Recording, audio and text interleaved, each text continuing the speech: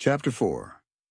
The Stirring of the Bog Witch. A few weeks had passed since the infamous BBQ party, and somehow, against all odds and hygiene regulations, the toilet had gotten worse. It was now fully overflowing.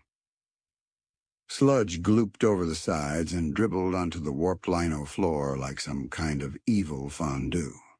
But Aaron didn't care. He still used it daily. He said it gave him emotional freedom. No one really knew what that meant. It was early one gray morning when Aaron was violently awakened by a splashing sound coming from inside the Buddha van.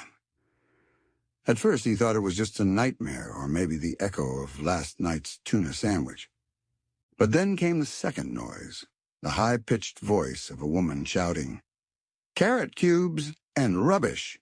Aaron sat bolt upright in bed, eyes wide, nostrils flaring. He crept out of his sleeping nook, stepping over an upturned shoe rack and 3 half-eaten marshmallows. As he turned the corner into the main section of the caravan, he was greeted by a sight that burned into his soul forever. There, hunched over his overflowing toilet, was an elderly woman with a walking stick, vigorously stirring the contents like it was a witch's cauldron. Toilet water and things best left unspoken splashed up the walls as she shouted at the filth.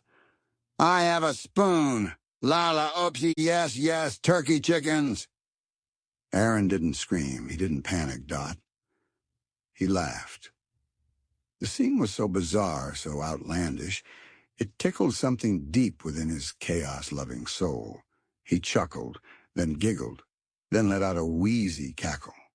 Without hesitation, he grabbed his trusty pogo stick from the ceiling hook, placed it on the bog-slick floor, and launched himself upward with wild abandon. Boing! Thwack! Boing! Thwack! Once again, his bald head smacked the caravan ceiling with satisfying rhythm.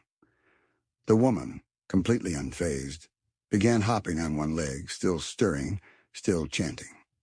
"Chop, chop, the toilet soup! Yippee, bread hats!" Outside, the Buddha van rocked on its axles, shaking with such intensity that a nearby dog barked at it like it was a demon.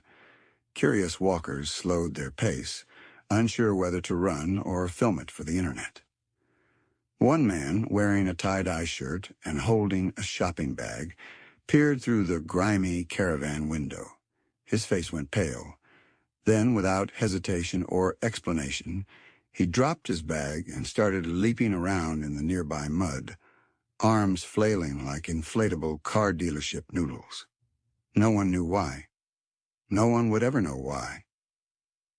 The Buddha van had that effect on people. "Made by the Bigger Dicks Group for our dear brother